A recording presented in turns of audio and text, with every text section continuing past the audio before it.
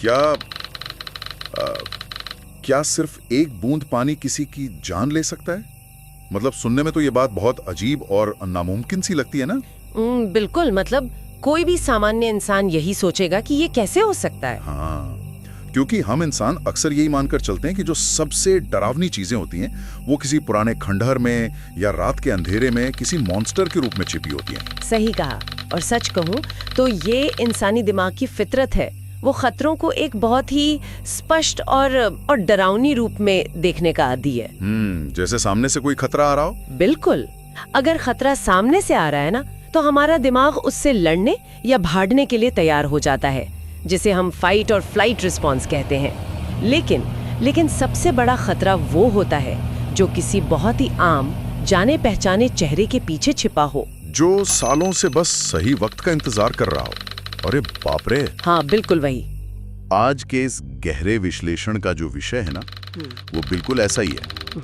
आज हम जिस स्रोत पर चर्चा कर रहे हैं वो ब्लडी सत्या नामक YouTube चैनल के एक वीडियो का ट्रांसक्रिप्ट है, और इसका शीर्षक है गुवाहाटी की सबसे भूतिया घटना। और पता है, इस विश्लेषण का उद्देश्य सिर्फ एक रोंगटे खड़े कर देने वाली हॉरर कहानी सुनाना नहीं है। अच्छा, तो फिर हमारा मेन फोकस क्या रहेगा आज? हमारा फोकस रहेगा इसके पीछे का मनोविज्ञान। इस स्रोत के जरिए हम इंसानी मनोविज्ञान, किशोर उम्र के दबाव और प्रतिशोध की उस भयानक भावना का अध्ययन करेंगे जो एक बेहद मामूली सी बात को एक भयंकर त्रासदी में बदल देती है। मतलब जिसे दुनिया सुपरनैचुरल मान लेती है, उसके पीछे कुछ और ही होता है। बिल्कुल, ये कहानी इस बात का जीता जागता उदाहरण है कि जिन्हें हम अलौकिक घटनाएं मान लेते हैं ना, उनके पीछे कई बार इंसानी दिमाग की बेहद ठंडी और खौफनाक साजिशें काम करती हैं। ये तो बहुत ही दिलचस्प लग रहा है। तो चलिए इस पूरी घटना को कदम दर कदम अनपैक करते हैं। हाँ बिल्कुल, शुरू करते हैं। तो कहानी की शुरुआत होती है गुवाहाटी के पास के एक छोटे से गांव से। यहाँ 11वीं कक्षा में पढ़ने वाली एक लड़की है जिसका नाम है सुमन। अब स्रोतों के अनुसार सुमन की जिंदगी में एक बहुत बड़ी समस्या चल रही है, और वो समस्या है गेमिंग की भयानक लत, है ना? हाँ, मतलब ये कोई आम शौक नहीं है। वो खाना भूल सकती है लेकिन गेम खेलना नहीं। उसके पास प्लेस्टेशन है, मोबाइल पर ढेरों गेमिंग सब्सक्रिप्शंस हैं। और जब ये सब नहीं होता तो वो अपने भाई के लैपटॉप पर भी चोरी छिपे गेम खेलती है। एग्जैक्टली, चोरी छिपे। और यहाँ चोरी छिपे खेलना ना एक बहुत महत्वपूर्ण बिंदु है।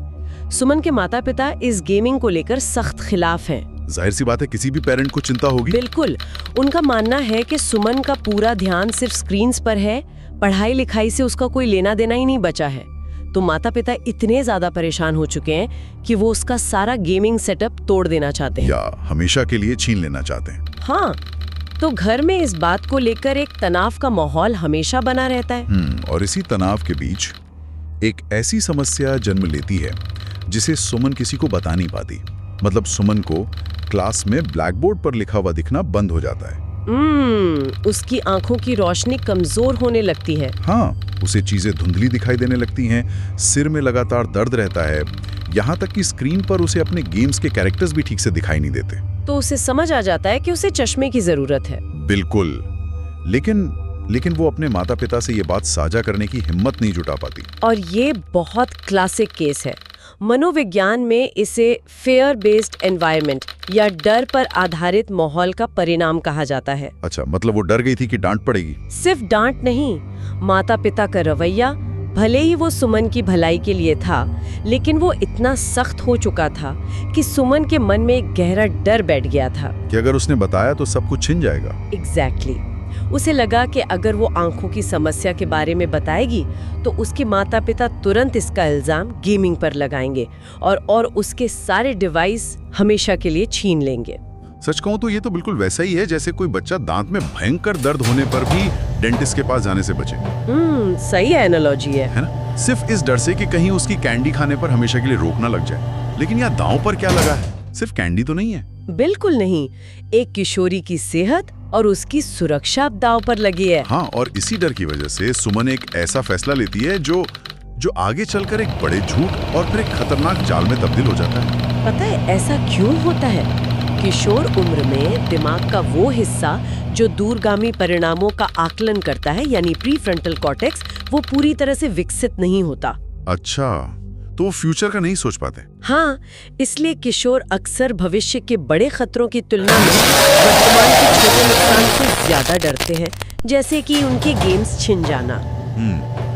तो सुमन तय करती है कि वो किसी को बिना बताए अकेले ही गुवाहाटी जाएगी और अपना चश्मा बनवा कर ले आएगी। और यहीं से झूठ का एक ऐसा सिलसिला शुरू होता है जो रुकने का नाम नहीं लेता। बिल्कुल, गुवाहाटी जाने के लिए उसे घर से बाहर निकलना था, तो वो अपनी माँ से झूठ बोलती है कि मंडे से उसके एग्जाम आने वाले हैं और उसे अपनी दोस्त नीति के घर से जरूरी नोट्स लेने जाना है। हाँ, और इस झूठ को और ज्यादा विश्वसनीय बनाने के लिए वो क्या करती है, वो अपने ही भाई अर्जुन का इस्तेमाल करती है। वो अर्जुन वाला एंगल ना बहुत दिलचस्प है। हाँ, सुमन जानती है कि अर्जुन मनी मन नीति को पसंद करता है, तो वो अपनी माँ से कहती है कि अर्जुन नीति को गलत नजरिए से देखता है। इसलिए वो उसे अपने साथ बिल्कुल नहीं ले जाना चाहती। क्या बात है ना? कितनी स्मार्ट चाल थी। माँ इस बात पर भरोसा कर लेती है और उसे अकेले स्कूटी से जाने की इजाजत दे देती है। लेकिन असली चुनौती तो घर से बाहर कदम रखते ही शुरू होती है। बिल्कुल, गुवाहाटी उसके गांव से लगभग 10 किलोमीटर दूर है और रास्ते में एक सुनसान जंगल का इलाका पड़ता है। और रात का वक्त होने वाला था। हाँ, शाम का वक्त था। जब वो बीच रास्ते में होती है तो अचानक बहुत तेज बारिश शुरू हो जाती है। सुमन को एक शेड के नीचे रुकना पड़ता है। जब बारिश रुकती है तो रात के 9:15 बज चुके होते हैं और मुसीबत यहीं खत्म नहीं होती, उसकी स्कूटी स्टार्ट नहीं होती। अरे बाप रे, एक सुनसान जगह पर रात के 9:15 बजे। हाँ, वो फंसी हुई है वहाँ। हार मानकर वो घर फोन करने ही वाली होती है कि किस्मत से गांव के ही 2 लड़के वहां से गुजरते हैं। अच्छा, तो वो उसकी मदद करते हैं। हाँ, वो उसकी स्कूटी स्टार्ट करने में मदद करते हैं, लेकिन इस पूरी प्रक्रिया में ना समय बहुत बीत चुका है। रात के 10 बज चुके हैं और वो वहां से गुवाहाटी के लिए निकलती है फुल स्पीड में। और जब वो गुवाहाटी पहुंचती है तो रात के 11 बज चुके होते हैं। रात के 11 बजे?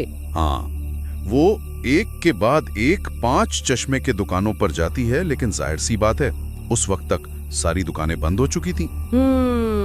ये तो होना ही था।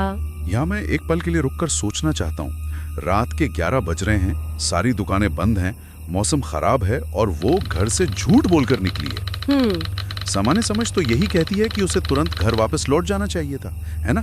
कोई भी यही करता। बिल्कुल, सामान्य परिस्थितियों में कोई भी यही करता। लेकिन यहाँ मनोविज्ञान का एक बहुत ही दिलचस्प सिद्धांत काम कर रहा है। अच्छा, कौन सा सिद्धांत? जिसे संक कॉस्ट फैलेसी कहा जाता है। Sunk cost fallacy? ये वही है ना कि जब कोई इंसान किसी काम में इतना समय और मेहनत लगा देता है कि उसे पीछे हटना हार मानने जैसा लगने लगता है। एग्जैक्टली, आपने बिल्कुल सही पकड़ा। मतलब ये तो वही बात हो गई कि हम थिएटर में कोई बेहद बोरिंग फिल्म सिर्फ इसलिए पूरी देखते हैं क्योंकि हमने टिकट के पैसे खर्च किए हैं। हाँ, बहुत ही आम उदाहरण है ये। हमारी रोजमर्रा की जिंदगी में भी हम ऐसे कई गलत फैसले लेते हैं, चाहे वो कोई खराब इन्वेस्टमेंट हो या कोई टॉक्सिक रिश्ता। हम सिर्फ इसलिए टिके रहते हैं क्योंकि हमने उसमें बहुत कुछ इन्वेस्ट कर दिया होता है। बिल्कुल, और सुमन के केस में भी यही हुआ।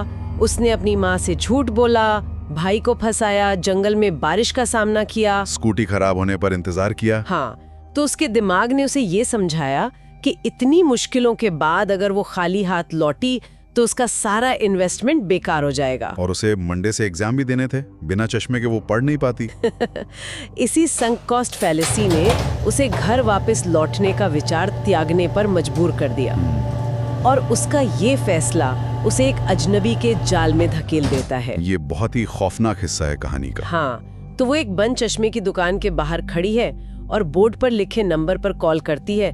तभी एक अजनबी पीछे से आता है। रात के 11 बजे एक सुनसान गली में वो आदमी कहता है कि वो चश्मा बना सकता है क्योंकि उसकी अपनी चश्मे की दुकान और घर बिल्कुल पास में ही है। और वो आदमी बहुत ही चालाकी से उसे अपनी बातों में उलझाता है। बिल्कुल, वो कहता है कि उसका तो काम ही यही है, वो रात भर काम करता है। हाँ, और कल दोपहर तक चश्मा बना के दे देगा। और वो उसे अपने साथ चलने के लिए कहता है। बिल्कुल, और हैरानी की बात यह है कि सुमन उस पर भरोसा कर लेती है और उसके साथ चल पड़ती है। ये सुनकर किसी को भी हैरानी होगी, है ना? वो आदमी उसे पीछे के एक दरवाजे से एक कमरे में ले जाता है। वहाँ उसकी पत्नी और एक छोटी बच्ची भी बैठी हुई है। ओहो, तो ये देखकर सुमन को तसल्ली होती है। हाँ, उसे लगता है कि चलो परिवार वाले लोग हैं, ये एक सुरक्षित जगह है। मतलब कोई भी इंसान ऐसी स्थिति में खुद को सुरक्षित ही मानेगा। बिल्कुल मानेगा। इसे मनोविज्ञान में इल्यूजन ऑफ नॉर्मलसी या सुरक्षा का भ्रम कहते हैं। अच्छा, जैसे आज के समय में ऑनलाइन स्कैमर्स करते हैं। हाँ, वो क्या करते हैं? एक बहुत ही प्रोफेशनल सी दिखने वाली वेबसाइट बना लेते हैं या अपनी प्रोफाइल में परिवार की फोटो लगा लेते हैं ताकि सामने वाले का डिफेंस मैकेनिज्म सुस्त पड़ जाए। एकदम सही। शिकारी हमेशा अपने आसपास एक ऐसा माहौल बनाता है जो बिल्कुल सामान्य लगे। पत्नी और बच्ची की मौजूदगी ने सुमन के दिमाग में बज रही खतरे की घंटी को पूरी तरह से बंद कर दिया। वो तो वैसे भी एक डरी हुई, थकी हुई बच्ची थी जो बस अपना चश्मा बनवाना चाहती थी। हाँ? इसके बाद वो आदमी सुमन को एक अंधेरे से कमरे में बैठाता है और एक अजीब सा घोल पीने के लिए देता है। एक अनजान घोल। हाँ, वो कहता है कि इससे दिमाग और आंखों की नसें खुल जाएंगी और चेकअप अच्छे से हो पाएगा। अरे बाप रे। और यहाँ वो आदमी एक और मनोवैज्ञानिक चाल चलता है। जब सुमन वो घोल पी रही होती है तो वो अचानक कहता है, तुमने मुझे पहचाना नहीं? मैं तुम्हारे पापा का बहुत पुराना रिश्तेदार हूँ, तुम्हारे घर भी आता था। इस वाक्य की टाइमिंग पर गौर करना बहुत जरूरी है। हाँ, यही बात है। ये बात उसने तब कही जब सुमन आधी ग्लास खत्म कर चुकी थी।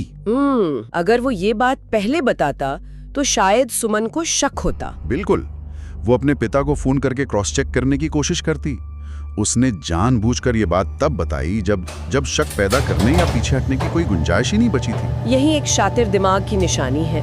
उसने सुमन के मन में भरोसा भी जगाया और अपना काम भी पूरा कर लिया। और इसके बाद जो होता है वो किसी बुरे सपने से कम नहीं है। वो घोल पीने के कुछ ही देर बाद सुमन का सिर चकराने लगता है और वो पूरी तरह से बेहोश हो जाती है। हे भगवान, फिर क्या हुआ? जब उसकी आंख खुलती है तो रात के 12 बज रहे होते हैं। वो एक सड़क पर पड़ी और वो आदमी, उसकी पत्नी, वो बच्ची सब गायब हैं। अच्छा। हाँ, उसके कपड़े और सामान सही सलामत हैं, लेकिन वो इस कदर दहशत में आ जाती है कि स्कूटी भगाते हुए सीधे घर पहुंचती है। घर पर तो बहुत बवाल हुआ होगा। बहुत डांट पड़ती है क्योंकि लेकिन सुमन किसी तरह बारिश में फंसने का बहाना बनाकर बात को टाल देती है। उसे लगता है कि शायद बुरा वक्त बीत गया। लेकिन असली खौफ तो अगले दिन सुबह से शुरू होता है। क्या हुआ अगले दिन? अगले दिन जब वो खाना खाने बैठती है तो उसे खाने में कीड़े, मेंढक और फंगस रेंगते हुए दिखाई देने लगते हैं। अरे बाप रे। हाँ, जब उसकी माँ उसे पीने के लिए दूध देती है तो उसे वो दूध खून और गटर के बदबूदार पानी जैसा लगता है। वो भयानक तरीके से चीखती है कि उसे सांप और बिच्छू खिलाए जा रहे हैं। ये सुनकर ऐसा लगता है जैसे ये कोई बहुत बड़ी अलौकिक घटना हो या काला जादू हो। बिल्कुल, गांव वाले तो यही सोचेंगे। लेकिन इसके पीछे का विज्ञान क्या कहता है? अगर हम इसके पीछे के विज्ञान को समझें तो ये किसी डेलीरेंट जहर का असर लगता है। डेलीरियन जहर मतलब जो मतिभ्रम पैदा करे? हाँ, विज्ञान के नजरिए से ये बिल्कुल संभव है। उस अजनबी ने उसे जो घोल पिलाया था ना, उसमें बहुत मुमकिन है कि धतूरा या स्कोपोलामाइन जैसे न्यूरोटॉक्सिन्स का इस्तेमाल किया गया हो। अच्छा, जो तंत्र मंत्र में इस्तेमाल होते हैं। बिल्कुल। इन रसायनों का काले जादू और तंत्र मंत्र के मिथकों में सदियों से इस्तेमाल होता आया है। ये रसायन सीधे इंसान के पैरासिम्पैथेटिक नर्वस सिस्टम पर हमला करते हैं। ये दिमाग के उन न्यूरोट्रांसमीटर्स को ब्लॉक कर देते हैं जो वास्तविकता और भ्रम के बीच फर्क करते हैं। मतलब दिमाग का जो हिस्सा विजुअल कॉर्टेक्स है, यानी जो चीजों को देखकर उनके पैटर्न को समझता है, वो पूरी तरह से हैक हो जाता है। एकदम सही। और पता है सबसे डरावनी बात क्या है? जो चीजें हमारी सबसे गहरी मनोवैज्ञानिक डरों में शामिल होती हैं, जैसे कीड़े, खून या गटर का पानी, दिमाग रोजमर्रा की चीजों को उन्हीं डरावने रूपों में प्रोजेक्ट करने लगता है। हाँ, ये दिमाग का उसी के खिलाफ खेला जा रहा एक भयानक खेल था। हे भगवान, ये जहर इतना असरदार था कि सुमन 4 दिन तक भूखी प्यासी रही। वो कुछ खा ही नहीं पा रही थी। हालत बहुत बिगड़ गई होगी।